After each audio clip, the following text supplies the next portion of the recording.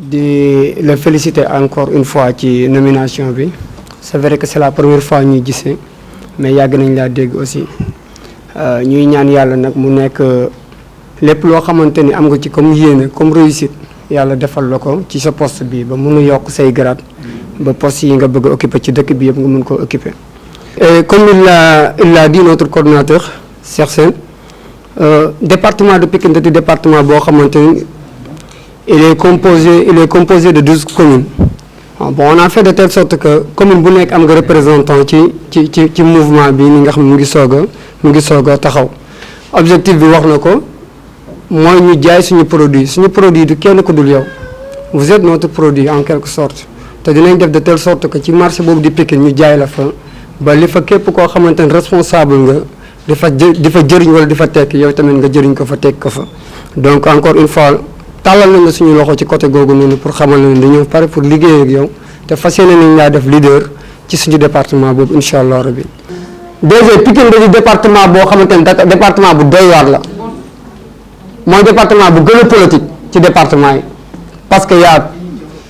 tout le monde là-bas façon xeetu politicien bu la mu ngi fa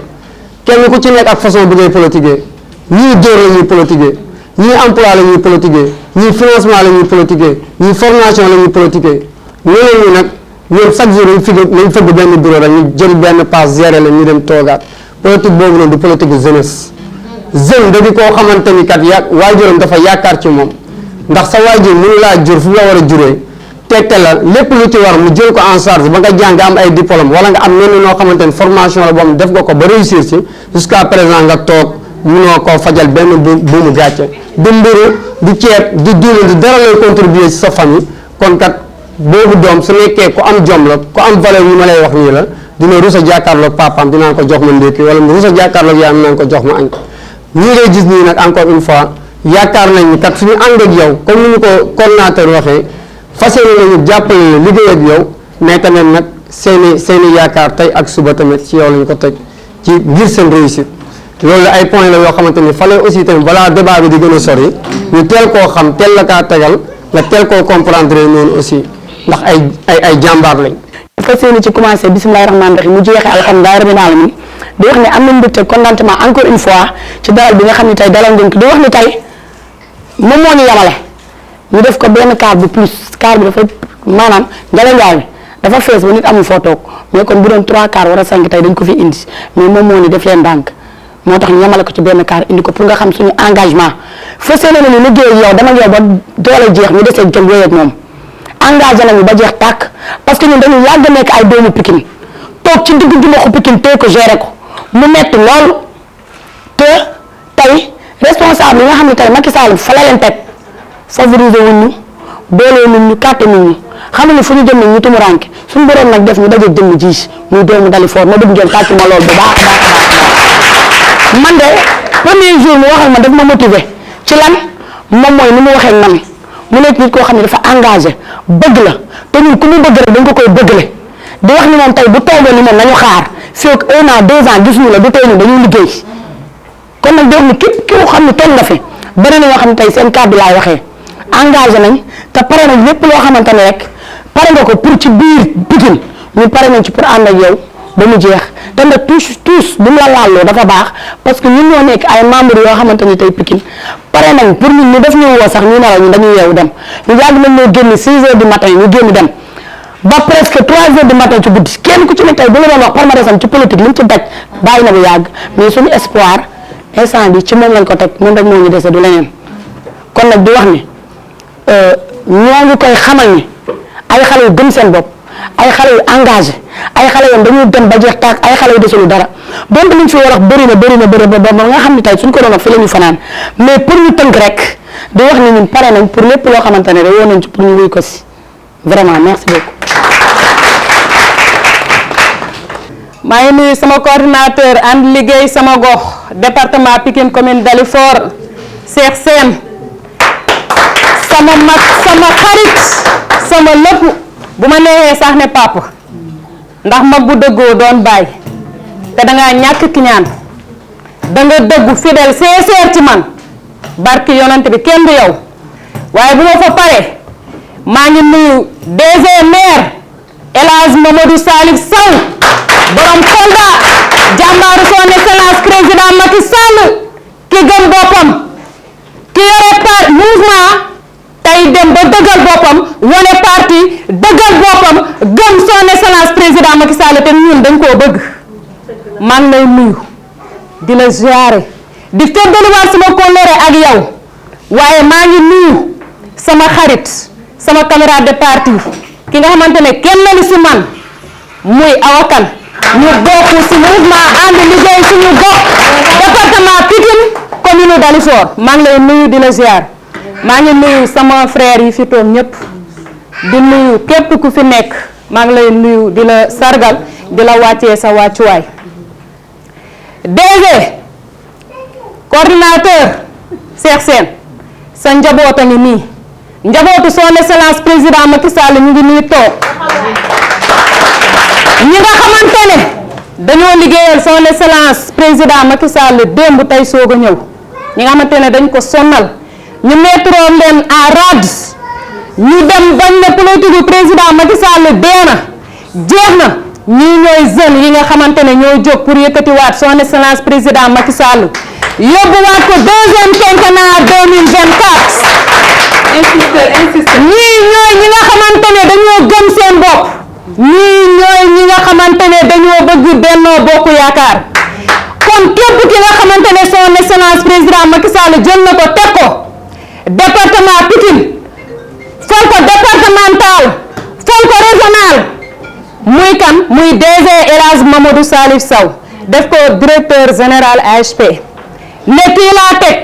waa Pikine ngeen bàyyi seen lépp dem liggéey ak moom dañuy ñëw liggéey ak yow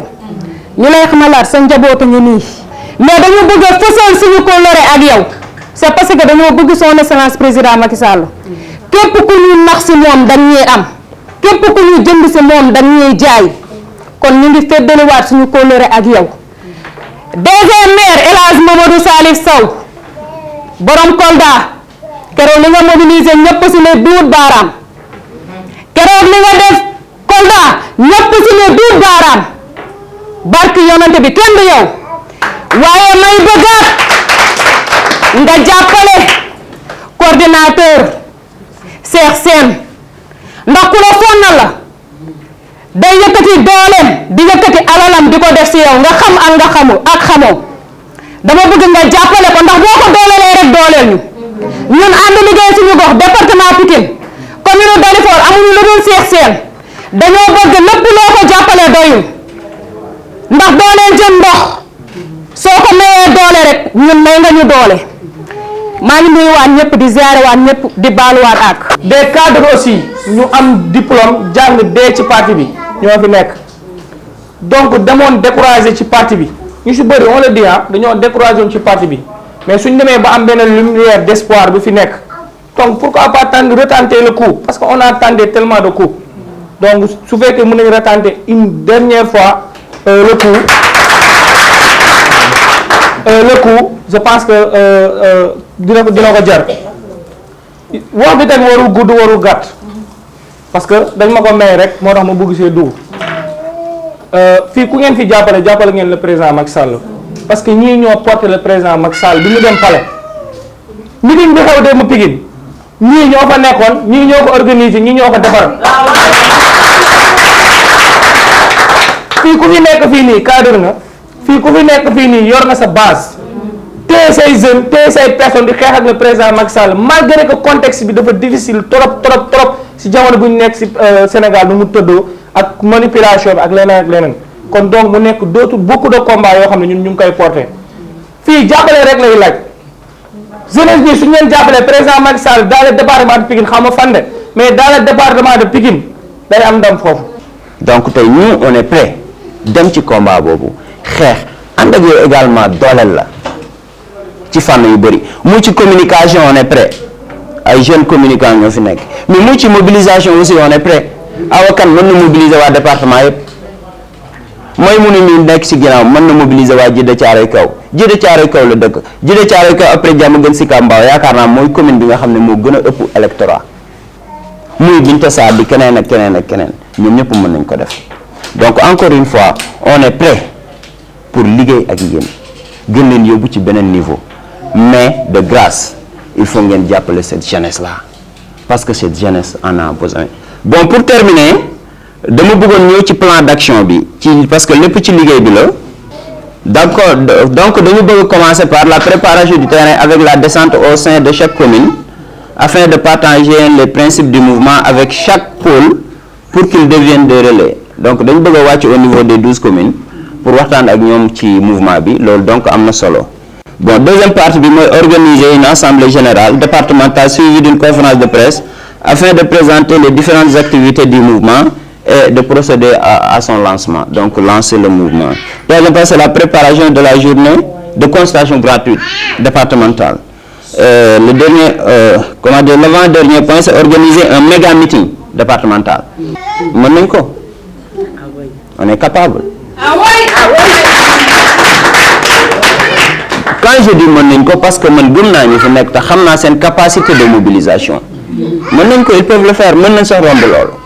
donc côté boobu na sa xel daal. Beneen point bi mooy le dernier point, étaler sur les perspectives surtout employabilité des jeunes, formation et financement. Donc loolu mooy dernier point bi. Donc pour ne pas trop monopoliser la parole, donc monsieur le directeur loolu daal la kontaan nañu pour liggéey ak yow. lu waral ñuy perte tout le temps mairie Dalifort parce que dañoo bàyyi jeunes yi nelaw te ñu leen war a yee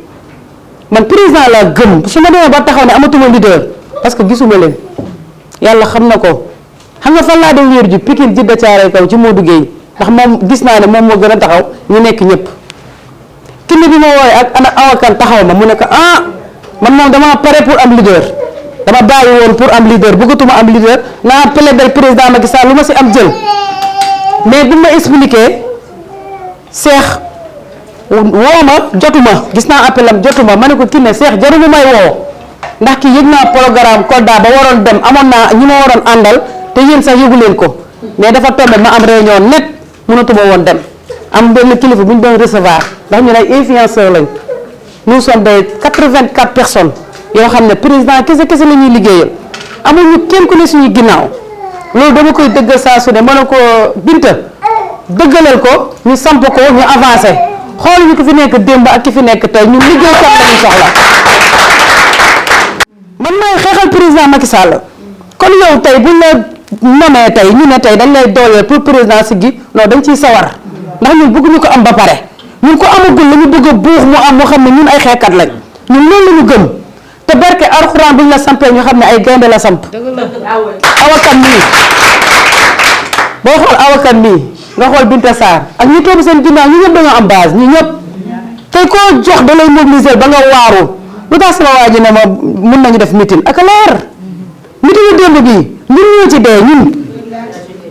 influenceurs yi ñëw rek mat nañ 5 quarts ñii dañoo jëli ministre ñii jëli Modou Gueye ñii jëli ñeneen ak ñeneen te pourtant kenn doole lu ñu bëgg président mu am ndam kese moo ñu tax a jóg kon DG dañ lay ñaan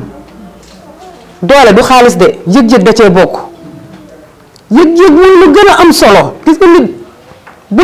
la nekkalee ci kër gi rek bul si naaj bi yow nekkal ko ci kër gi kon coordinateur Cheikh Sène xam nañ ko Dalifort de gaynde la xam nañ ko bu baax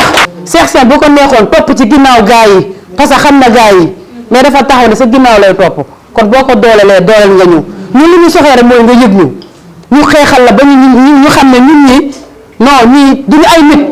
loolu kese la ñuy soxla baa ngi leen di sant di leen gërëm.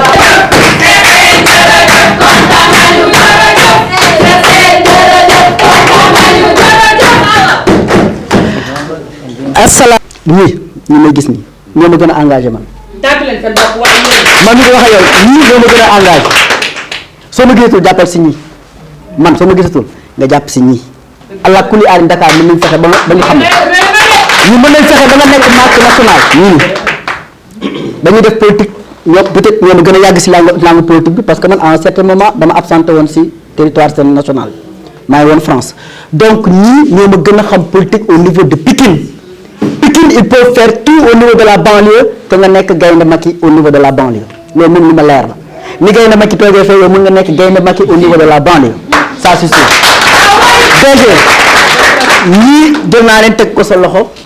DG mi ngi nii maa ngi di bàyyi jox ko kàddu gi mu wax ak yéen avant muy wax ak yéen peut-être dina bàyyi ñeneen ñi ñu wax ak yéen déjà mi ngi nii man lii rek laa mënoon indi leen ba si moom ngeen waxtaan ak moom wax ko seen i mbëbët après xool na ci yan anam ngeen di liggéey ak moom ci yan anam nag mooy anam yi nga xam ne mooy anam yu rafet mooy anam yi nga xam ne dina jëmale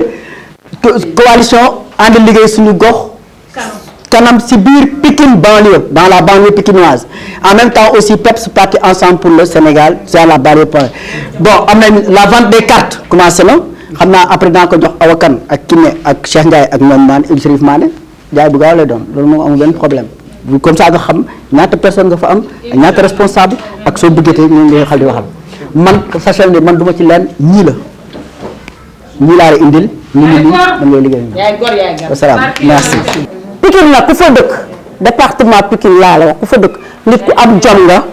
nit ku am fulla nga nit ku am personnalité la nit ku am ngor la Pikine ku fa dëkk xam naa di ngeen ne ah kii de fa mu jóge ñëw di militer El Hadj Mamadou Salif Sow waaye kii bi ñuy ànd dafa yàgg de parce que gor la di gor damay ànd ak moom ci mouvement la loolu bëri wax la dañ koy wax par yenn saa mais du bëri wax moom du ñefe di jël alalam di ci def di ànd ak président Macky Sall ba dara du dara di jël alalam di ci def ba tey jii lii yëpp ñoo fekk si ko fi bu leen Cheikh Sène indee ngeen ñëw te am na fii ñoo xam ne ñii xam naa leen parce que nekk nañ ci groupe des femmes les Linguère de Mamadou Salif Sow donc bu ngeen ñëwee ñun dañ leen di uppil suñu buntu ne leen ñëw leen ndax ñun dara ñoruñu El Hadj Mamadou Salif Sow moo ñu ñor ànd liggéey suñu gox moo ñu ñor PEPS moo ñu ñor ànd ak it ki nga xam ne kii moo di son excellence le président Macky Sall pour réélire ko en 2024 loolu rek moo ñu ñor donc kon ñu ngi leen di wax bismillah ñëw ngeen fi ngeen war a ñëw te nag gor ngeen ko séqal et ça veut tout dire maa ngi leen di gërëm di leen sant di leen wax bismillah merci. sur le volet social sax lañ ko gën a ràññee parce que loolu moo ko gën a lancé ci politique donc muy nit koo xam ne même ambition bi lañ am mooy ambition bi ngeen am mooy ambition bi Cheikh am mooy bokk ci Benno Bokk Yaakaar yore suñu parti yore suñu coalition bokk ci Benno Bokk Yaakaar am benn objectif mooy réélire le président Macky Sall en 2024 te yéen ñooy gis nañ ne jeunes yi ñoo ngeen ci doole ku dooleel Cheikh Sène mooy dooleel na Sow mooy dooleel na président Macky Sall donc loolu mooy benn objectif liggéey nag ñaari pàcc la dañuy wax ne liggéey partenariat gagnant-gagnant la c'est vrai que jeunes yi ñooy représenter 2/3 de la population 65% c'est des jeunes donc jeunes yi nag ñooñu mën a élire Macky Sall c'est vrai que monsieur bi wax na ko frustration yi bëri na soo xoolee même meeting bi ñuy wax meeting Pikine bi nga xam ne record régional def na mouvement bëri na ay frustration foofu aussi nit ñi wax nañ ko presse bi relayé nañ ko yëpp mais yooyu yëpp ñun ñoo ko mën a changer c'est vrai que difficile na jeunes yi soo leen délaissé rek da ngeen di may opposition bi porte bi nga xam ne c'est vrai que frustration yëpp ñu ngi Pastef mais soo leen délaissé rek dañuy gën a renforcer Pastef te loolu ñu duñ ko nangu il faut réew mi duñ ko jox ci ay arrivistes réew mi ay ki ko yore wane na ko seetlu ngeen démb dañuy sele benn partenariat gagnant-gagnant ñun ak yéen loxoy Kajoor dafay weesalante nit ki su la nekkalee ci naaj bi nga nekkal ko ci kër gi donc dégg nañ seen wax président xam naa di mooy yore kàddu gu mujj gi dinañ dégg seen wax dina am loo xam ne ñun dinañ ko def donc xamal leen ne depuis aujourd'hui tey ci di lundi 6 février 2018 bi ñuy anniversaire suñu Coupe d'Afrique bi c'est le partenariat boo xam ne gagnant-gagnant la entre ñun ak yéen maa ngi leen di gërëm di leen sant. Il est très difficile de travailler avec ça, mais très difficile. Non, je vous dis, parce que quelqu'un qui ne ment pas, c'est ce qu'il te dit, c'est ce qu'il fait. Mais si d'autres s'inscrivent dans un registre de mensonges, lui, vraiment, vous vous séparez tout de suite maintenant.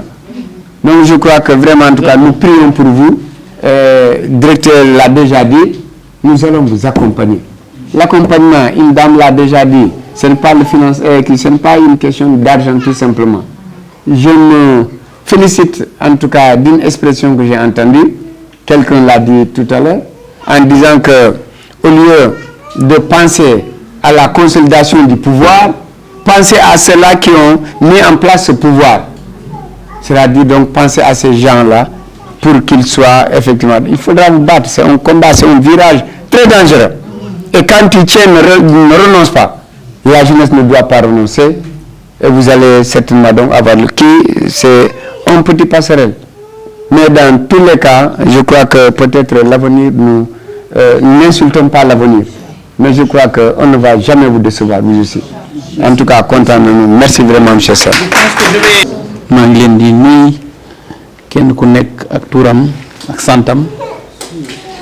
di leen remercier ci déplacement bi Pikine sori na et puis heure bi ñu ngi ci BRT bi loolu du yombal circulation bi parce que dafay am toujours des bouchons xam naa loolu moo waral seen retard mais même bu nekkoon waroon nañu leen xaar ba guddi dinañu leen xaar parce que seen coordinateur moo tax mu nekk kenn ci man mu nekk nit ku loyal nit ku fidèle nit ku am engagement ci parti bi ak ci coalition bi donc yàggul noonu bu mu adhéré ci parti bi mais bu mu ñëwee ba léegi mu ngi wone loyauté mu ngi wone engagement mu ngi wone détermination te loolu dafa am solo dans le combat politique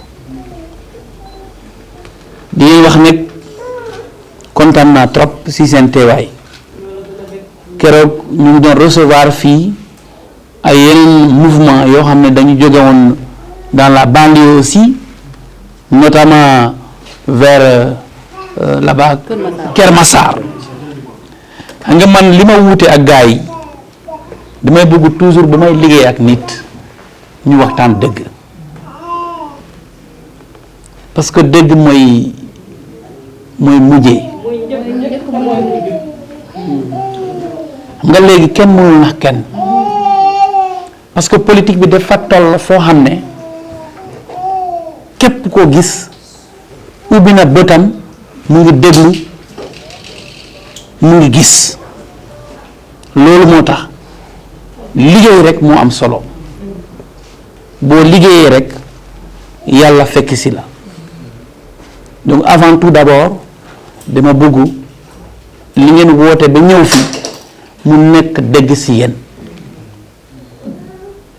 parce que politique léegi dafa soppeeku c'est une politique de conviction parce que kenn mënul jënd kenn mais boo gomee li ngay def wóor na yàlla da ngay am succès da ngay atteindre sa objectif mais boo gomul li ngay def du sotti loolu moo tax on est très satisfait de votre mobilisation mais ce qui est important c'est ce que nous allons faire dans les mois à venir parce que fu mu nekk nii on va se connaître on va se fréquenter on va faire le tour du Sénégal ensemble pour wan président Macky Sall est-ce que ce qu'on lui a dit au palais présidentiel est-ce que gëm nañu loolu c'est-à-dire nekkal ko bouclier pour mu gagner dès le premier tour en 2024 loolu nag c'est avec les jeunes et les jeunes aujourd'hui il y a beaucoup de politique en faveur des jeunes peut-être les relais n'ont pas joué effectivement le rôle peut-être loolu mooy problème bi mais sinon Macky Sall a initié beaucoup de politiques axées sur l'employabilité et l'emploi des jeunes mais le plus important c'est qu'il n'est jamais trop tard de bien faire ce qui est important aujourd'hui nous on travaille avec SEN on est à la tête de l'agence d'assistance à la sécurité de proximité yàlla def na c'est l'agence où il y a plus de jeunes au Sénégal président jël ndogal aussi yokku pécule yi c'est-à-dire de 50 000 mu yóbbu ko 90 000 net loolu dafa am solo parce que avec la situation de la conjoncture économique avec la crise en Ukraine et toutes ses incidences sur l'économie et son impact sur le quotidien, sur la vie, président jël décision bu mel noonu toujours à côté de ces jeunes patriotes qui se sont engagés depuis 2013 au service de la nation, d'augmenter leur situation, d'améliorer leur situation en y augmentant 40 000 francs de leur pécule. Loolu dafa am solo. Mais vous dire que Sen sera dans le dispositif de l'ASP, parce que c'est ça aussi l'objectif. Parce que c'est Sen qui va porter le combat des jeunes de Pikine, des jeunes du département en tant que responsable du département, pour que aussi toutes les opportunités qu'on aura ici, comme Mounko, comment dirais-je, partager avec vous, pour que nous tassions, nous avons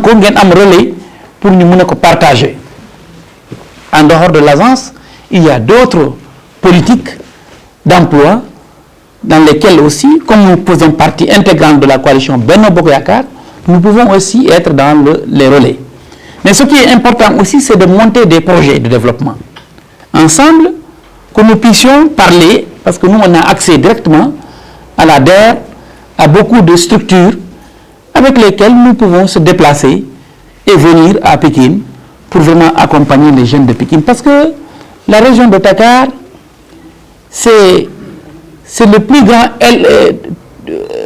grenier électoral du Sénégal. Si tu gagnes Dakar, tu gagnes dès midi.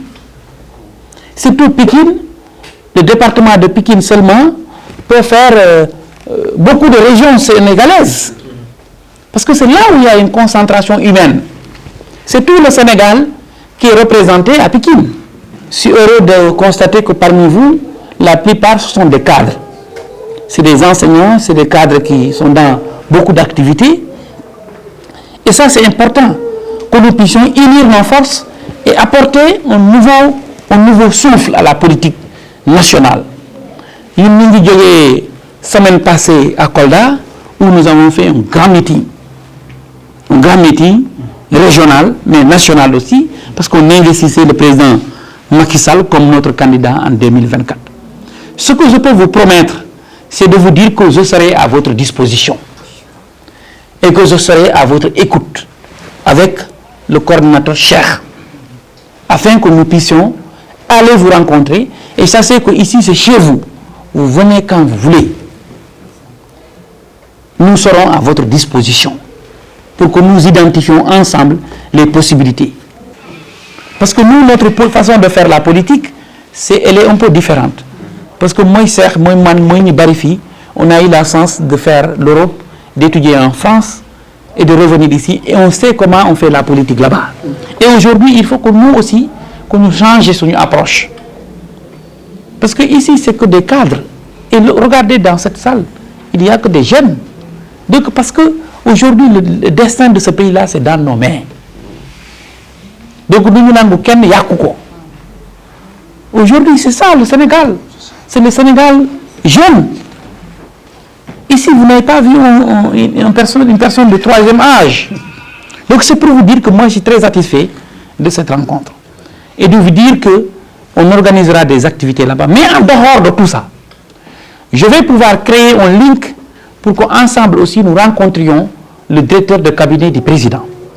Abdoulaye Daouda Diallo. Parce qu'il y a une décision rapidement au nom du président. Parce que moi, mon objectif, c'est de faire le relais de partout au Sénégal à travers la coalition de Ligue Sunugor. Les